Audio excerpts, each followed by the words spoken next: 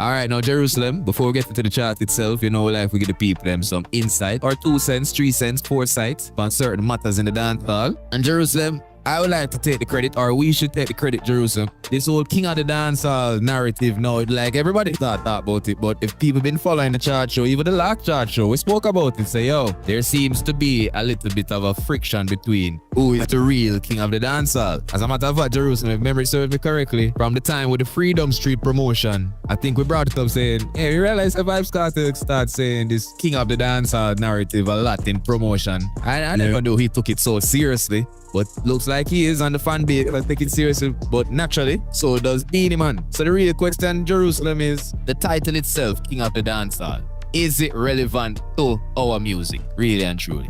To me, there are many kings, so the actual main title not really mean anything to me per se. Yeah. I think we have to give Massacre credit for this in terms of the generation of Kings concept, yeah. Yeah, that concept, that would make more sense to me, because to me, it can't be one king. It can never be one king.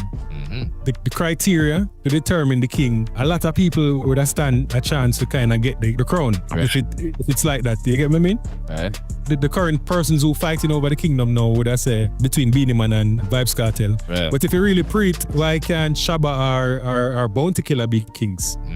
What has Kartel or Beenie Man done that Shabba or even a Killer or Bounty has not done?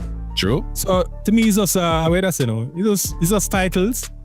Really and truly. But overall, the next thing we have to say to is if these 2 current kings are the persons that who cheering for the kingdom right now, is a 50-year-old and a 49-year-old person, that means the dancehall in a dire state. Meaning there's no way a 49-year-old and a 52 or 53-year-old can be the current kings of any music or any genre. It doesn't make no sense to me. Yes, sir. That's what I said. This is why ever since Mr. Teacher said, Jerusalem, you've been asking me that to, how I feel about Kartel and saying, a king of the dancehall. People, again, they're supposed to revoke my Empire and membership right by now. It's okay.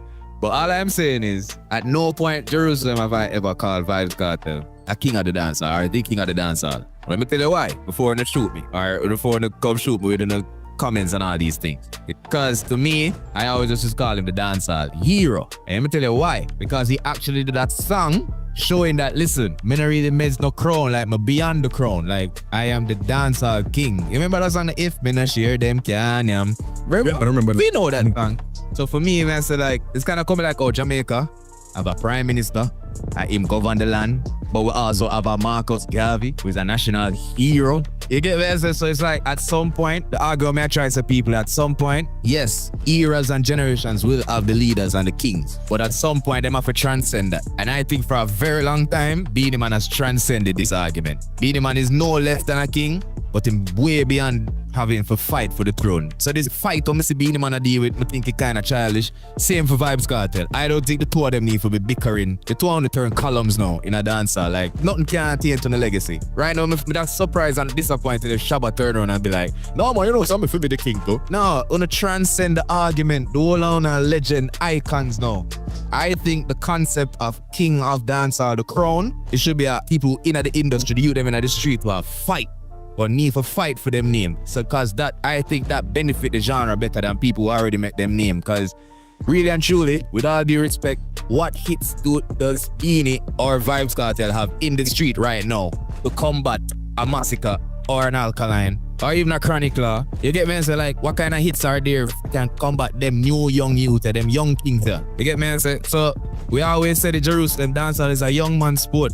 So to me, the legend them transcend the argument, and I want them to develop this mindset. I don't know if it's a case of them trying to grab onto some nostalgia and relevance, but I don't know. I just think it childish, because I don't really want to go and watch Kartel and Beenie Man clash. Just like how I don't want to go and watch Kartel clash Alkaline. It's unnecessary. Yeah, and I think, to be totally honest, if you really understand the dynamics of these artists, I think Kartel is doing this to get at Beenie Man. If you listen to him speech from when him come out of prison, him always jabbing at Beenie Man. Something happened between the 2 of them. I don't know what happened. Yeah, we don't know what going. between them, but if you really listen, Cartel is doing this just to annoy Beenie Man. And how you can tell this is him do a song recently that inferring like him at the crown or something like that. And as Beenie Man answer, him come out immediately and say, yo, me no want to war nobody and I'm not in a competition with anybody. Yeah. So he's doing this thing for spite. Because you can't know that somebody hold a title so dearly to them heart and then you're jabbing at it and acting like, you are the current king.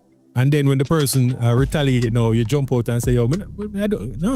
Like that. Exactly. So I don't know. I think it's just something personal between Beenie Man and Vybz Kartel. Mm-hmm. And if you know the history of them, you understand that them are very close friends, one of them. Yeah. Because you remember when Kartel exited the alliance, he was in allegiance with Beenie Man for a good while. You get me? Yeah. So I don't know when the relationship got sour, but something right between them. And I think this thing is all petty. I think Beenie Man kind of disrespected even King Yellowman, even going for the title King of the Dancehall, knowing that somebody else have the King of that title. If you understand what I say. Yep. And I think him for us be the doctor or whatever him classify Monica. I don't. And Cartel, as they say him are the dancehall hero. I don't know. Like can say him are the general or the grand god general. And all of them are just kings.